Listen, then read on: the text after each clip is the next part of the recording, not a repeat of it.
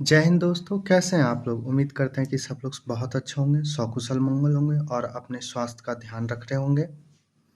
आज हम लोग आचार्य रामचंद्र शुक्ल के प्रकरण 2 को देखने वाले हैं। आज हमारी आधुनिक काल में तीसरी कक्षा है। पहले हम लोग प्रकरण 1 पर 2 कक्षा में पूरे अच्छे से प्रकरण 1 को समाप्त किए। खड़ी बोली का विकास कैसे हुआ, उन 4 महानुभावों को देखे जिन्होंने खड़ी बोली विकास में महत्वपूर्ण योगदान दिया था। आज हम लोग प्रकरण 2 देखने वाले हैं। प्रकरण 2 का नाम है गद्य साहित्य का आविर्भाव। संवत 1913 में अर्थात बलवे के 1 वर्ष पहले राजा शिव प्रसाद शिक्षा विभाग के इंस्पेक्टर के पद के रूप में नियुक्त हुए थे। इंस्पेक्टर के पद के रूप में कब नियुक्त हुए हुआ? संवत 1913 से 1 वर्ष पहले संवत 1912 में। राजा साहब किन्हें कहा जाता है? राजा शिव प्रसाद सितारे हिंद को। तो राजा साहब स्वयं तो पुस्तक तैयार करने में लग ही गए। पंडित श्रीलाल और वंशीधर आदि अपने कई मित्रों को भी काम में लगाए थे। यानी कि जब वह बात हो रही थी हिंदी शिक्षा को लेकर के, तो पाठ्यक्रम तैयार करने में वह स्वयं तो लगे ही थे, लेकिन अपने जितने भी मित्र थे सभी मित्रों को कह दिए थे कि सब लोग हिंदी में रचनाएं करो और पाठ्यक्रम तैयार करो। राजा साहब ने पाठ्यक्रम में उपयोगी कई कहानियां आदि लिखे, जिसमें से पहला नाम आता है राजा भोज का सपना। इसको याद रखिएगा, शिव प्रसाद सितारे हिंद का कई बार पूछा गया है। वीर सिंह का वृतांत, आलसियों को कोड़े भी याद रखिएगा, यह भी पूछा गया है। पंडित वंशीधर ने जो आगरा नॉर्मल स्कूल के मुदर्रिस मतलब क्या होता है? जो अध्यापन का कार्य करते हैं, मुदर्रिस थे। हिंदी उर्दू के एक पत्र निकाला था जिसके हिंदी कॉलम का नाम भारत खंडामृत और उर्दू कॉलम का नाम आबे हयात था। पुस्तकें इनकी कौन कौन सी? भारतवर्षीय इतिहास संवत 1913 में निकाले थे। पुष्प वाटिका गुलस्तियां का एक अंश अनुवाद है संवत 1909। जीविका परिपाटी अर्थशास्त्र की पुस्तक है संवत 1913। और जगत वृतांत कब है? 1915। ये सभी किसकी रचना है? तो राजा शिव प्रसाद सितारे हिंद के। माफ करिएगा, राजा शिव प्रसाद सितारे हिंद के, राजा वंशीधर के थे, पंडित वंशीधर के थे, क्योंकि यह क्या थे? एक स्कूल में शिक्षक थे और शिक्षक के रूप में इन सब पुस्तकों का इन्होंने रचना की है, कुछ पुस्तकों का अनुवाद किया है। हम लोग उनके 2 मित्र का नाम देख रहे थे, इसमें एक वंशीधर देख रहे थे, दूसरा श्रीलाल का। वंशीधर की 3 पुस्तकें हम लोग देखें, अब श्रीलाल का देखेंगे। श्रीलाल ने संवत 1909 में पत्र मालिका बनाई। गारसा दत्तासी ने इन्हें कई पुस्तकों का लेख कहा। ये पत्र मालिका जो है, इसको लेकर के गारसा दत्तासी एक बात कहें, क्या कहें? यह पुस्तक जो है कई पुस्तकों का इसमें क्या है? लेख है।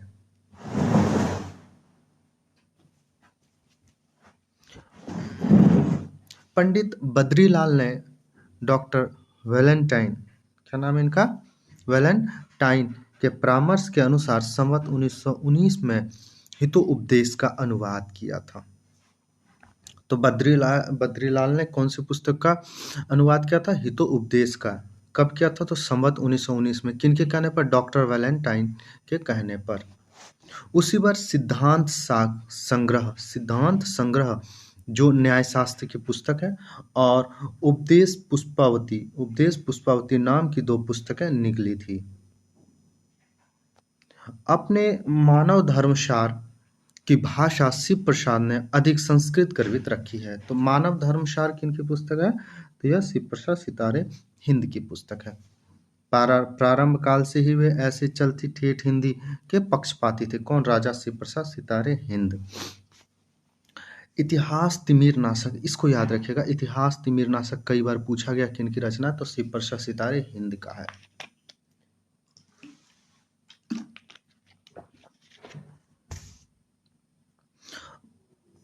भाग 2 की अंग्रेजी भूमिका में जो संवत 1864 की लिखी है, राजा साहब ने साफ साफ लिखा है कि मैंने बेताल पचीसी का भाषा का अनुसरण किया। बेताल पचीसी किसकी रचना? आप लोग कमेंट करके बताएगा, क्योंकि हमने आपको बताया जिसका लल्लू लाल ने खड़ी बोली में अनुवाद किया था। और उसी के लिखने के तौर तरीके पे क्या ना इतिहास तिमिरनाशक की पुस्तक की रचना हुई है। लल्लू लाल जी के प्रसंग में यह कहा जा चुका है कि बेताल पचीसी की भाषा बिल्कुल उर्दू है।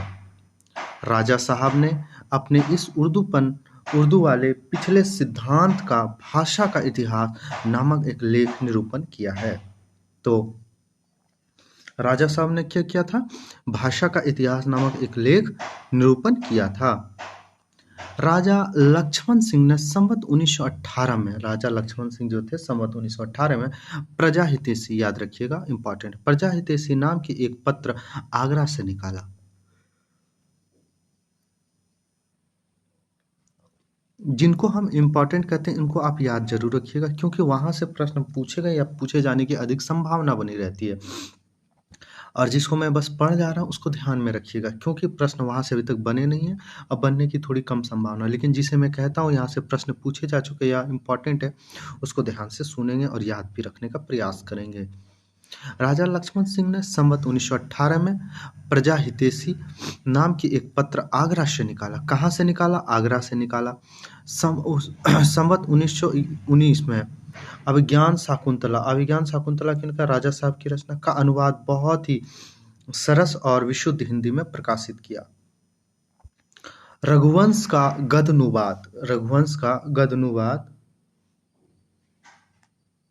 गद्यानुवाद राजा लक्ष्मण सिंह ने किया। इन अंग्रेजी विद्वानों में फ्रेडरिक पिंकार्ट का स्मरण हिंदी प्रेमियों को सदा बनाए रखना चाहिए। इनका जन्म संवत 1893 में इंग्लैंड में हुआ। इन्होंने प्रेस के कामों का बहुत अच्छा अनुभव प्राप्त किया। अंत में लंदन के प्रसिद्ध एलन एड कंपनी कोई था, WH एलन एंड को 13 वाटरलू प्लेस पाल मॉल SW के विशाल छापे खाने में मैनेजर थे। पिंकार्ट के हिंदी लेखों, कविताओं और पुरानी पुस्तकों की चर्चा आगे चलकर भारतेंदु काल के भीतर की जाएगी। संवत 1947 में उन्होंने उपर्युक्त एलन कंपनी से संबंध तोड़ दिया और गिलबर्ट एट रिविंगटन नामक विख्यात व्यवसाय कार्यालय में पूर्व मंत्री के नियुक्त हुए। उक्त कंपनी की ओर से एक व्यापार पत्र आईने सौदागरी, यह याद रखिएगा, पिंकार्ट के द्वारा निकाला गया था। आईने सौदागरी उर्दू में लिखता था, जिसका संपादन पिंकार्ट साहब करते थे। तो आईने सौदागरी किनका था? तो पिंकार्ट साहब का था।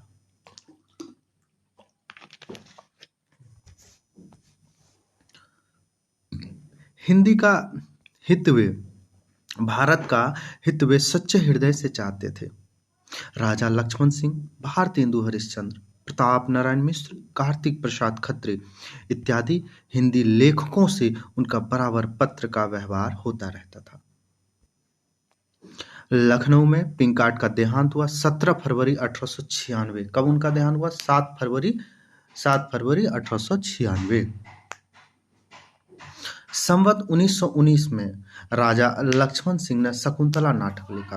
तो शकुंतला नाटक किन्होंने लिखा? राजा लक्ष्मण सिंह ने लिखा है। कब लिखा? तो संवत 1919 में लिखा।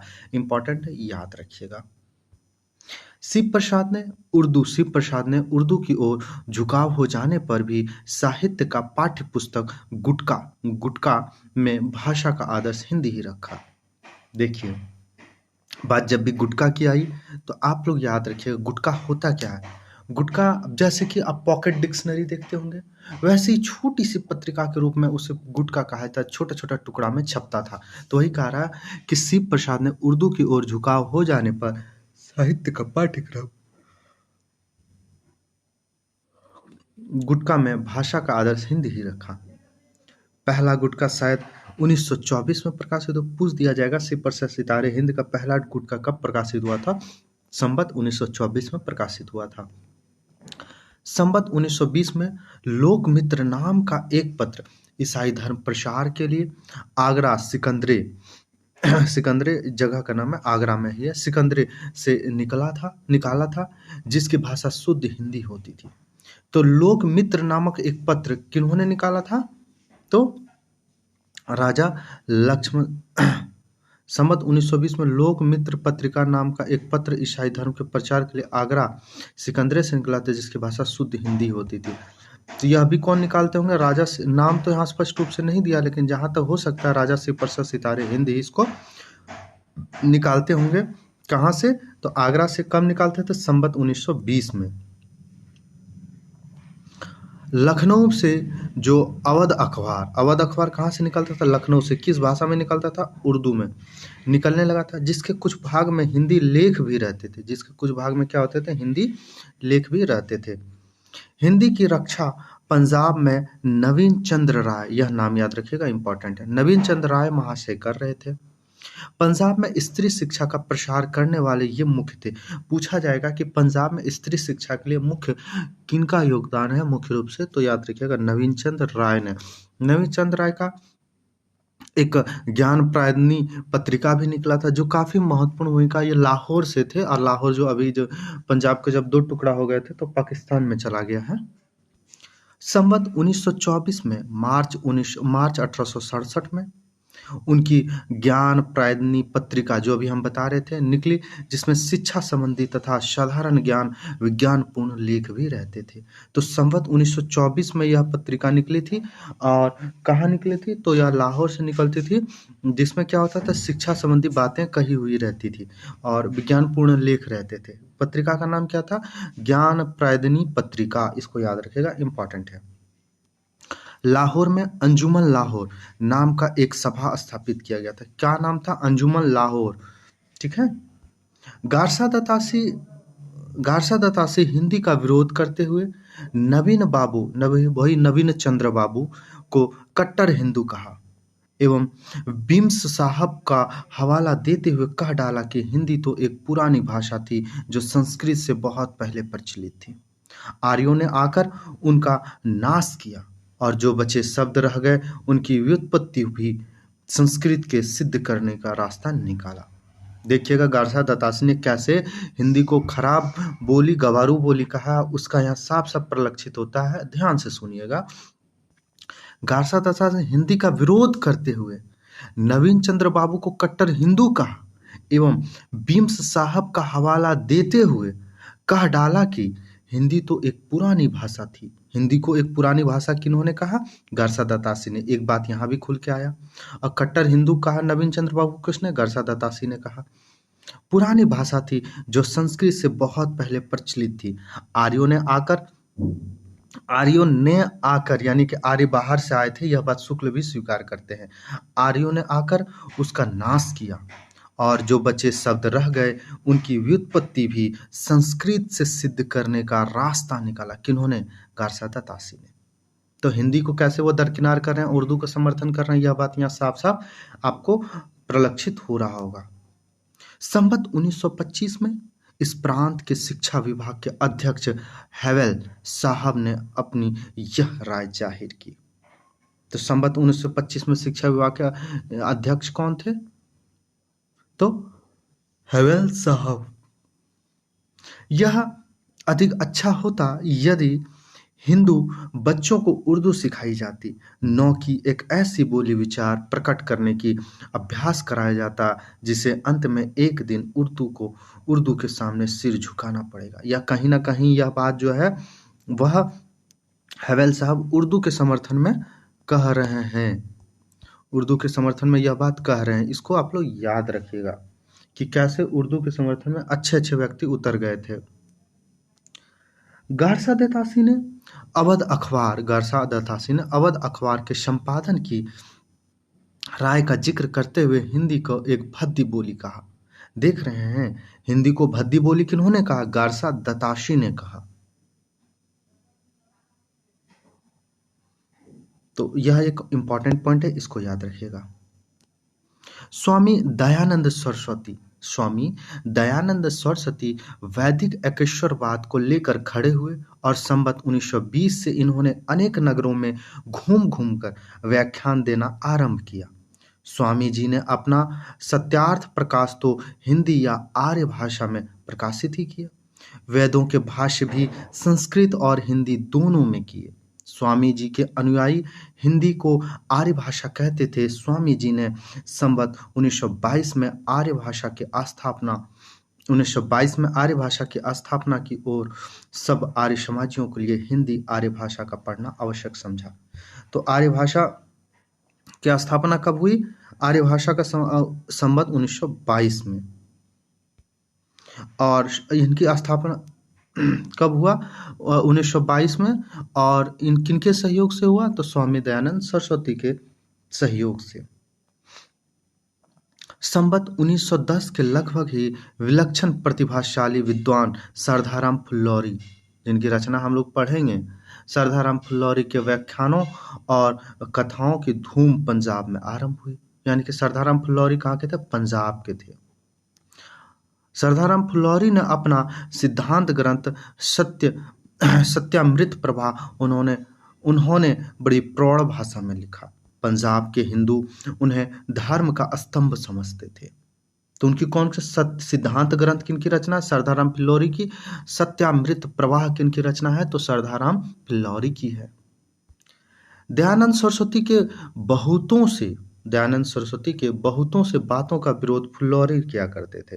यानी कि यह सनातन धर्म के समर्थक तो थे, लेकिन बहुत सारी चीजें सरदाराम फुल्लौरी जो थे वह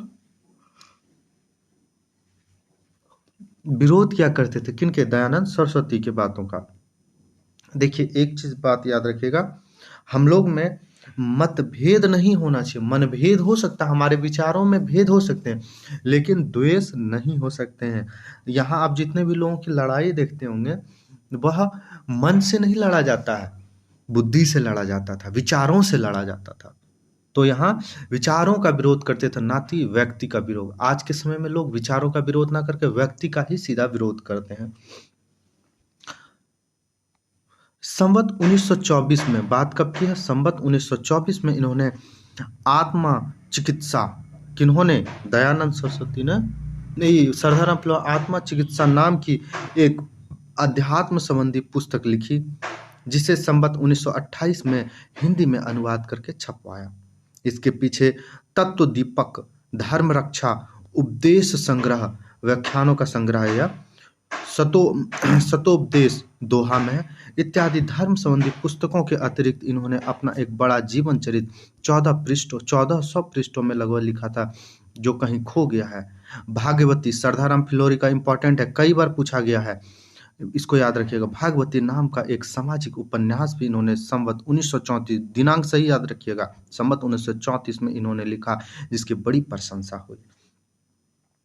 तो तत्व दीपक, धर्म रक्षा, उपदेश संग्रह, हितोपदेश, यह सब कब किनकी रचना है? सरदाराम फुल्लौरी की है। संवत 1938 में इसकी मृत्यु हो गई। जिस दिन उनका देहांत हुआ, उस दिन इनके मुंह से सहसा निकला था कि भारत में भाषा के लेखक दो हैं। एक काशी में, किनके बारे में कह रहा है? भारतेंदु हरिश्चंद्र के विषय में, कि एक काशी में, दूसरा पंजाब में। पंजाब में कौन? वो स्वयं थे। परंतु आज एक ही रह जाएगा। कौन रह जाएगा? बाबू हरिश्चंद्र। कितनी मार्मिक बातें हैं, इसको ध्यान से सुनिए कि एक हिंदी लिखने वाले दो ही व्यक्ति हैं, एक तो काशी में है और दूसरा पंजाब में। देखिए कितनी बड़ी बातें कह रही है और कितनी सहजता से कह रहे हैं। एक तो आज चला जाएगा, लेकिन दूसरा रह जाएगा। कौन रह जाएगा? तो बाबू हरिश्चंद्र रह जाएंगे। प्रकरण अब हम लोग 2 खत्म हो चुके हैं। पहला अध्याय में जो प्रकरण 1 और प्रकरण 2 था वो खत्म हो गया। अब दूसरा हम लोग चलेंगे, दूसरा अध्याय में, जिसमें प्रकरण 1 है। प्रकरण 1 में आधुनिक गद्य साहित्य परंपरा का प्रवर्तन है, प्रथम उत्थान, संवत 1925 से 50। उम्मीद करते हैं कि आप लोग को यहाँ तक क्लास अच्छा लग रहा होगा, आप लोग समझने में आप लोग को काफ़ी सहूलियत हो रहा होगा। अगर आप हमसे जुड़ना चाहते हैं तो मिशन JRF हिंदी करके हमारा टेलीग्राम चैनल है, वाटर मार्क भी आपको दिख रहा होगा, मिशन JRF हिंदी। आप यहाँ से जुड़ सकते हैं, या फिर आप मुझे व्हाट्सएप नंबर पे, ये मेरा व्हाट्सएप नंबर है, यहाँ मैसेज करिए, मैं आपको लिंक भेज दूंगा। या यूट्यूब के डिस्क्रिप्शन में भी हमारा लिंक सारा डाला हुआ है। भारतेंदु हरिश्चंद्र को वर्तमान हिंदी गद्य का प्रवर्तन माना गया है। तो वर्तमान हिंदी गद्य का प्रवर्तन किसे माना गया? भारतेंदु हरिश्चंद्र को माना गया है। मुंशी सदा सुखलाल की भाषा साधु होते हुए भी पंडिताऊपन लिए थी। लल्लूलाल में ब्रज भाखापन और सदरलाल मिश्र में पूर्वीपन। ये उनकी भाषाओं की विशेषता। यहाँ बिंदु रखने का मतलब यह था कि आपको ऑप्शन में अगर दे दिया जाएगा तो आपको लगेगा कि प्रश्न किस पुस्तक से बन गया। तो इस चीज़ को थोड़ा सा आप लोग ध्यान में रखेंगे, क्योंकि यह तीनों व्यक्ति जो खड़ी बोली गद्य के प्रमुख प्रवर्तकों में से एक नाम आ जाता है। भारतेंदु के प्रभाव से उनके अल्प जीवन काल के बीच ही लेखकों का एक खासा मंडल तैयार हो गया, जिसके भीतर प्रताप नारायण मिश्र भारतेंदु मंडल के कवियों का नाम है। इसको ध्यान से याद रखिएगा। प्रताप नारायण मिश्र, उपाध्याय बद्रीनारायण चौधरी प्रेमघन, ठाकुर जगमोहन सिंह, पंडित बालकृष्ण भट्ट मुख्य रूप से गिने जा सकते हैं।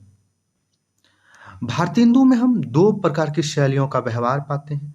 उनकी भावावेश की शैली है और दूसरी है उनकी भावावेश की शैली दूसरी है और तथ्य निरूपण की शैली दूसरी है।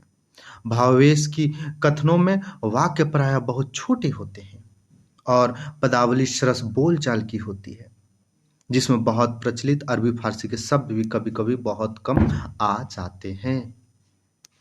प्रताप नारायण मिश्र के विषय में देखेंगे।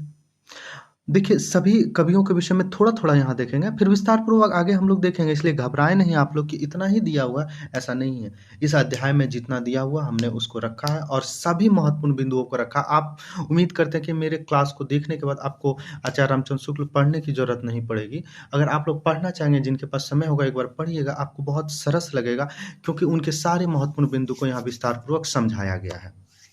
इस क्लास को देखने के आपको कई सारे फ़ायदे भी हो सकते हैं। आप अभी हरियाणा का एग्ज़ाम देने जाएँगे, वहाँ आप नेट के सिलेबस का ही पूरा रखा गया है स्क्रीनिंग में, तो आपको नेट का सिलेबस यहीं से बनता है, तो आपको यहाँ फ़ायदा हो जाएगा। मेंस राइटिंग में भी आपको यहाँ से मदद मिलेगा, तो बहुत सारा आप राजस्थान में भी आपको मदद मिलेगा। हर जगह आपको ये क्लास इंपॉर्टेंट हो जाता है, इसलिए सब क्लास को आप लोग ध्यान से देखेंगे और इसके सभी पॉइंट कोई गाइड से कॉपी नहीं किया गया, सारा ऑथेंटिक बुक से उतारा गया है, उस खोज करके मेहनत से पढ़ करके नोट किया गया है, तब आप लोग को पढ़ाया जा रहा है। इस क्लास को तैयार करने में कई दिन लग जाते हैं। प्रताप नारायण मिश्र की प्रकृति विनोदशील थी, अतः उनकी भाषा बहुत ही स्वच्छंद गति से बोलचाल की चपलता और भाव-भंगिमा लिए चलती है। उपाध्याय बद्रीनारायण चौधरी प्रेमघन के लेखों में गद्य काव्य के पुराने ढंग की झलक, रंगीन इमारत की चमक दमक बहुत कुछ मिलती है। प्रेमघन की पुरानी परंपरा का निर्वाह अधिक दिखाई पड़ता है। बालकृष्ण भट्ट की भाषा अधिकतर वैसी ही होती थी जैसे खरी खरी सुनने में काम में लाई जाती है। जिन लेखों में उनकी चिड़चिड़ाहट झलकती है वे विशेष मनोरंजक हैं। भाषा उनकी चटपटी, तीखी और चमत्कारपूर्ण होती है। बालकृष्ण भट्ट के विषय में कहा जाता है कि वह उनके वाक्यों में बहुत चिड़चिड़ापन होता है और उन चिड़चिड़ापन को पढ़ने बाद एक मनोरंजन पैदा होता है। लोग उसमें कहा जाता है उनकी जो लिखे हुए शब्द होते बहुत चटपटी होती थी, चमत्कारपूर्ण होते थे। ठाकुर जगमोहन सिंह की शैली शब्द शोधन और अनुप्रास की प्रवृत्ति के कारण चौधरी बद्रीनारायण चौधरी प्रेमघन की शैली से मिलती जुलती है, पर उसमें लंबे वाक्यों की जटिलता नहीं पाई जाती। इसके अतिरिक्त उनकी भाषा भी जीवन की मधुर भारतीय रंगस्थलियों की मार्मिक ढंग से हृदय में जमाने वाले प्यारे शब्दों का चयन अपनी अलग अलग विशेषता रखती है। आधुनिक गद्य साहित्य की परंपरा का प्रवर्तन नाटकों से हुआ, यह इंपॉर्टेंट है, इसको याद रखिएगा, कई बार पूछा जा चुका है। आधुनिक गद्य साहित्य की परंपरा का प्रवर्तन कहाँ हुआ? नाटकों से हुआ है। आप पूरा ही वाक्य को एक एक शब्द सहित रट लीजिएगा, क्योंकि प्रश्न आपको उल्टा पुल्टा घुमा के कैसे भी पूछा जा सकता है। महाराजा विश्वनाथ सिंह के आनंद रघुनंदन कई बार पूछा गया। नाटक को छोड़ किसी में नाटकत्व न थे। देखिए, नाटक के जो तत्व हैं, संवाद शैली, उसमें कथानक, फिर उसमें घटनाएं, सभी चीज़ों को, पात्रों की संख्या, समय अंतराल, नाटक के जो तत्व हैं वह सभी नाटक के तत्वों में अगर खरा नहीं उतरते हैं आप, तो वह नाटक नहीं माना जाएगा। तो सिर्फ विश्वनाथ का जो है यह आप एक 1883 में एक रचना निकली थी, नाटक नामक निबंध निकला है भारतेंदु हरिश्चंद्र के, उसमें इनको दोनों नाटकों का वर्णन किया और कहा गया दोनों नाटक ब्रज भाषा में थे। कौन दो नाटक? तो राजा लक्ष्मण सिंह के आनंद रघुनंदन और दूसरा नाटक है अपने ही पिता का गिरधर दास का नहुस नाटक, गोपाल चंद्र जिनका मूल नाम अगर अक्सर पढ़ने को आपको मिलेगा तो नहुस, उनके दोनों है ब्रज भाषा में नाटक। तो उसमें से एक नाटक का यहाँ वर्णन है कि महाराजा विश्वनाथ सिंह के आनंद रघुनंदन नाटक को छोड़ और किसी में नाटकत्व न था। हरिश्चंद्र ने सबसे पहले विद्या सुंदर नाटक का बंगला से सुंदर हिंदी में अनुवाद करके संवत 1925 में प्रकाशित किया। उसके पहले वे प्रवास नाटक लिख रहे थे और वह पूरा न हुआ। यानी प्रवास नाटक किनका है? तो भारतेंदु हरिश्चंद्र का, जो अधूरा रह गया था। और सबसे पहले इन्होंने विद्या सुंदर, इनका सबसे पहला नाटक कौन है? विद्या सुंदर है, जो बंगला से अनुवाद किया गया था। यह एक अनुदित नाटक है। वैदिक हिंसा, हिंसा न बहुत ही उनका पहला मौलिक नाटक है, इसको याद रखिएगा। नाटकों की परंपरा आगे चलकर बहुत शिथिल पड़ गई। बाबू बालकृष्ण शर्मा ने बंग भाषा के नाटकों का, जैसे वीर नारी पद्मावती, कृष्ण कुमारी, अनुवाद करके नाटकों का सिलसिला कुछ चलाते रहे। यानी कि भारतेंदु हरिश्चंद्र के गुजर जाने के बाद यह जो सिलसिला चले थे गद्य की रचनाएं, वो धीरे धीरे शिथिल पड़ गई, लेकिन कुछ लोगों के योगदान से धीरे धीरे वो चलता रहा। नाटक दृश्य वाक्य है। नाटक क्या है? दृश्य वाक्य, जो मंचन करने के योग्य हो। यानी कि नाटक करके हम लोग जैसे गाँव में नहीं कहते, अरे ज्यादा नौटंकी करोगे तुम, तो वो क्या, वो भी नाटक ही एक है। तो वह नाटक है क्या? दृश्य काव्य है। तो नाटक को हम लोग मंचन करके देख सकते हैं, लेकिन उपन्यासों को नहीं, क्योंकि उपन्यासों में कई सारे घटनाओं को एक साथ लेकर वह चलते हैं और कई लंबे समय तक चलते हैं, जिसको मंचन करना संभव नहीं है, लेकिन नाटकों को संभव है। इसलिए नाटक क्या? एक दृश्य काव्य है। उसमें नाटक खेलने वाले जो व्यवसायी फारसी कंपनियां थी, वे उर्दू छोड़ हिंदी नाटक खेलने को तैयार न था। यानी कि नाटक का मंचन, जो स्टेज होता था, नाटक थिएटर जो होता था, वह किनका था? तो फारसी कंपनियां का था, जो उर्दू छोड़ हिंदी नाटक खेलने को तैयार न होते थे, जिसके कारण नाटक का एक तरफ ह्रास हुआ है। डॉक्टर शीतला प्रसाद त्रिपाठी कृत, शीतला प्रसाद त्रिपाठी का कौन? जानकी मंगल नाटक। जानकी मंगल किनका? शीतला प्रसाद त्रिपाठी का, जो धूमधाम से अभिनय हुआ, यानी कि नाटक का मंचन हुआ। उसमें भारतेंदु जी ने पाठ निभाया। यह अभिनय देखने काशी के नरेश महाराजा, इसको याद रखिएगा, ये इंपॉर्टेंट पॉइंट है, सभी इंपॉर्टेंट पॉइंट है यहाँ, इसको आप सारे एक एक शब्द को याद रखिएगा। इसकी शीतला प्रसाद त्रिपाठी का नाटक कौन है? जानकी मंगल, जो धूमधाम से अभिनय हुआ। उसमें भारतेंदु जी ने भी पार्ट लिया था, यानी कि एक अभिनय किया था, एक किसी किरदार का, एक किसी पात्र का। यह अभिनय देखने काशी नरेश महाराजा ईश्वर प्रसाद नारायण जी भी पधारे थे। और इसका विवरण 8 मई 1868, कब? 8 मई 1868 में इंडियन प्रेस मेल में प्रकाशित हुआ था। प्रताप नारायण मिश्र का अपने पिता से अभिनय के लिए मुछ मुड़वाने की आज्ञा मांगना प्रसिद्ध है। इसलिए सभी पॉइंट क्या है? महत्वपूर्ण है, इसको आप लोग याद रखेंगे। ये जितने पॉइंट है सभी क्या है? महत्वपूर्ण है। इसको एक एक बिंदु को आप लोग याद रखेंगे, क्योंकि प्रश्न कहीं से भी पूछे जा सकते हैं।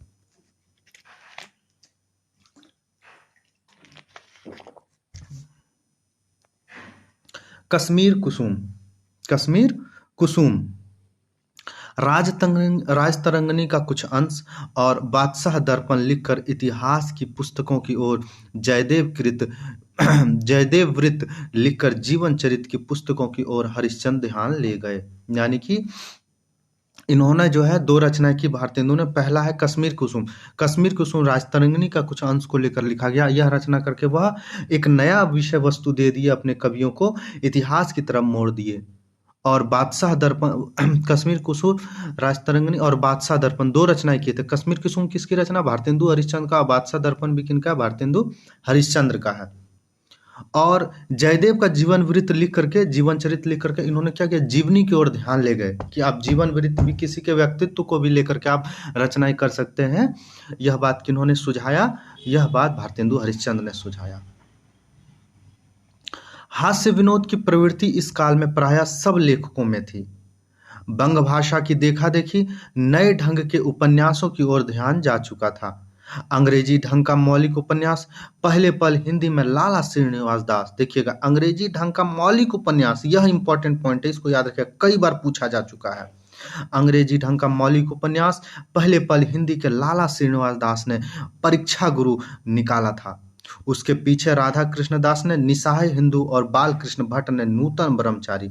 बाल कृष्ण भट्ट ने नूतन ब्रह्मचारी, 100 अजान का एक सुजान। 100 अजान मतलब क्या होता? अज्ञान होता, और एक ज्ञानी, यानी कि 100 अज्ञानी के बराबर एक ज्ञानी होता है। तो 100 अजान का एक सुजान नामक छोटे उपन्यास लिखे थे। यह सभी महत्वपूर्ण याद रखिएगा। परीक्षा गुरु लाला श्रीनिवास दास का अंग्रेजी ढंग का पहला मौलिक उपन्यास, और इसमें शिक्षाप्रद विषय को लेकर लिखा गया है। और राधा कृष्ण दास का निस्सहाय हिंदू, राधा कृष्ण दास का निस्सहाय हिंदू, और बाल कृष्ण भट्ट का नूतन ब्रह्मचारी, 100 अजान का एक सुजान। यह सभी रचना क्या है? इंपॉर्टेंट है और कई बार पूछे जा चुके हैं। बाबू गदाधर सिंह ने बंग विजेता और दुर्गेश नंदिनी का अनुवाद किया। भारतेंदु हरिश्चंद्र के जीवन काल में निकली पत्र पत्रिकाएं, जो उनके जीवन काल में पत्र पत्रिकाएं निकली, हम लोग उसको देखेंगे। और कुछ कुछ पत्रिकाओं को आपको हम जिसको बताएंगे उसको आप मोस्ट इंपॉर्टेंट करके जरूर याद रखिएगा, और बाकी आप पत्रिकाओं को ध्यान में रखिएगा। जो मोस्ट इंपॉर्टेंट का इसका मतलब कहीं ना कहीं पूछा गया, चाहे वो असिस्टेंट प्रोफेसर में पूछा गया, नेट जेआरएफ में, टीजीटी पीजीटी केवीएस, कहीं ना कहीं पूछा गया हो। अल्मोड़ा अखबार, संवत 1928, संपादन पंडित सदानंद सलवास। बिहार बंधु, मोस्ट इंपॉर्टेंट, संवत 1929, Keshav Bhatt. Hindi, Pradeep Prakash, most important. Calcutta 1929, Kartik Prasad Khatri. Sadadarsh, most important. Delhi 1931, Lala Srinivas Das. Kashi Patrika 1933, Baldev BA शिक्षा संबंधिनी मासिक पत्रिका। भारत बंधु, मोस्ट इंपॉर्टेंट, 1933, तोताराम, अलीगढ़ से निकलता था। भारत मित्र, मोस्ट इंपॉर्टेंट, कलकत्ता, संवत 1934, Rudradatt. Mitra Vilas, Lahore 1934, Kanhaiya Lal, most important. Hindi Pradeep, most important, Prayag 1934, Pandit Balkrishna Bhatt, मासिक पत्रिका। आर्य दर्पण, शाहजहांपुर 1934, मोहम्मद बुख्तवार सिंह। सार सुधा नदी, मोस्ट इंपॉर्टेंट, कलकत्ता 1935, सदानंद मिश्र। उचित वक्ता कलकत्ता 1935, दुर्गा प्रसाद मिश्र। सज्जन कृति, सुधाकर, उदयपुर 1936, वंशीधर। भारत दुर्दशा प्रवर्तक, फारुखाबाद से निकलता था, 1936, गणेश प्रसाद। आनंद कादम्बनी, मोस्ट इंपॉर्टेंट, मिर्जापुर 1938, मासिक पत्रिका प्रेम घन। आनंद कादम्बनी, मिर्जापुर 1938, मासिक पत्रिका प्रेम घन। देश हितैषी, अजमेर 1936, दिनकर प्रकाश, लखनऊ 1940, रामदास वर्मा। धर्म दिवाकर, कलकत्ता 1940, देवी सहाय। प्रयाग समाचार 1940, देवकी नंदन त्रिपाठी। ब्राह्मण, मोस्ट इंपॉर्टेंट, कानपुर 1940, प्रताप नारायण मिश्र। शुभ चिंतक, जबलपुर 1940, सीताराम। सदाचार मार्तंड, जयपुर 1940, लालचंद शास्त्री। हिंदुस्तान इंग्लैंड 1940, राजा राम पाल सिंह, दैनिक पत्रिका। पीयूष प्रभा, मोस्ट इंपॉर्टेंट, काशी 1941, अंबिका दत्त व्यास। भारत जीवन, काशी 1941, रामकृष्ण वर्मा। भारतेंदु वृंदावन 1941, राधाचरण गोस्वामी। कवि कुलकुंजन दिवाकर, बस्ती से निकलता था, जो आपको लगता है बस्ती ये यूपी में पड़ता है, 1941, रामनाथ शुक्ल। मित्र विलास सनातन धर्म का समर्थन पत्र था, जिसमें पंजाब में हिंदी प्रचार का बहुत कुछ कार्य किया था। ब्राह्मण, हिंदी प्रदीप, आनंद कादम्बनी साहित्यिक पत्र थे, जिनमें बहुत सुंदर मौलिक गद्य प्रबंध और कविताएं निकलती थी। ब्राह्मण पत्रिका के संपादक प्रताप नारायण मिश्र थे। ग्राहकों से चंदा मांगते मांगते थक कर कभी कभी पत्र में इस प्रकार की याचना किया करते थे। यह कोटेशन याद रखिएगा, आपसे पूछा भी जा सकता। किनका है? प्रताप नारायण मिश्र का। 8 मास बीते जजमान, अब तो करो दक्षिणा दान। बाबू कार्तिक प्रसाद खत्री ने संवत 1928 में हिंदी दीप्ति प्रकाश नाम का एक संवाद पत्र और प्रेम विलासिनी नाम का एक पत्रिका निकाली थी। उसमें हिंदी संवाद पत्र पढ़ने वाले नहीं थे। अतः 1934 में दुर्गा प्रसाद मिश्र पंडित छोटूलाल मिश्र, सदानंद मिश्र और बाबू जगन्नाथ प्रसाद खन्ना के उद्योग से कलकत्ता से भारत मित्र कमेटी बनी और भारत मित्र पत्र बड़ी धूमधाम से निकली, जो बहुत दिनों तक हिंदी संवाद पत्रों का एक ऊंचा स्थान ग्रहण किए रहा। प्रारंभ काल में छोटूलाल मिश्र इसके संपादक थे। संवत 1934 में लाहौर से मित्रविलास नाम पत्र पंडित गोपीनाथ ने उत्साह से निकाला। इसके पहले पंजाब में कोई हिंदी पत्र न था, यानी कि हिंदी पत्र नहीं था। पत्र तो निकलता था लेकिन हिंदी में नहीं निकलता था। पंजाब में सबसे पहला हिंदी पत्र कौन निकला था? तो मित्रविलास नामक पत्र। केवल ज्ञान प्रदायिनी नामक एक पत्रिका उर्दू हिंदी ज्ञान प्रदायिनी जो निकलता था वो हिंदी और उर्दू में मिक्स निकलता था, लेकिन मित्रविलास पहला हिंदी में सिर्फ निकला था। बाबू नवीन चंद्र ने निकाली थी, जिसमें शिक्षा और सुधार संबंधी लेखों के अतिरिक्त ब्राह्मणोन्मत की बातें करती थी। कवि वचन सुधा की मनोहर लेखन शैली और भाषा पर मुग्ध होकर पंडित गोपीनाथ ने मित्रविलास से निकाला था, जिनकी भाषा बहुत ही सुष्ठु और ओजस्वी होती थी। संवत 1935 में पंडित दुर्गा प्रसाद मिश्र के संपादन में उचित वक्ता और पंडित सदानंद मिश्र के संपादन में सार सुधा नीति, ये दो पत्र कलकत्ता से निकले। राजा रामपाल सिंह जी अपनी मातृभाषा की सेवा के लिए खड़े हुए। संवत 1940 में उन्होंने हिंदुस्तान नामक पत्र इंग्लैंड से निकाला, जिनमें हिंदी और अंग्रेजी दोनों रहती थी। मार्च सन 1884 में बाबू राम कृष्ण वर्मा ने काशी से भारतीय जीवन पत्र निकाला। इस पत्र का नामकरण भारतेंदु ने ही किया था। हम लोग का प्रकरण 1 समाप्त हो गया। हम अगले दिन प्रकरण 2 को देखेंगे। आप सब लोग उम्मीद करते हैं कि सब लोग सकुशल मंगल होंगे। आप लोग हमारे जो टेलीग्राम चैनल पर जुड़े होंगे, वहाँ आप लोग को पता होगा समय समय पे 2-3 बार क्यूज किया जाता है, बहुत अच्छे तरीके से रिवीजन किया जाता है। और डेली रात में 8 बजे VC के माध्यम से भी हम लोग एक दूसरे से बात करते हैं। वहाँ भी एक क्लास हम लोग पढ़ते हैं, एक कक्षा वहाँ भी मेरी होती है। और उसके बाद आप सभी मेरे व्हाट्सएप में जुड़ जाएंगे, जहाँ आपको समय समय पर अपने नोट्स जो हम पढ़ाते हैं उसको प्रोवाइड किया जाता है। उम्मीद करते हैं आप लोग सब सकुशल मंगल होंगे, अपने माता पिता का ध्यान रख रहे होंगे और अपने स्वास्थ्य का भी आप लोग ध्यान रख रहे होंगे। जय हिंद। आज की कक्षा यहीं समाप्त होती है।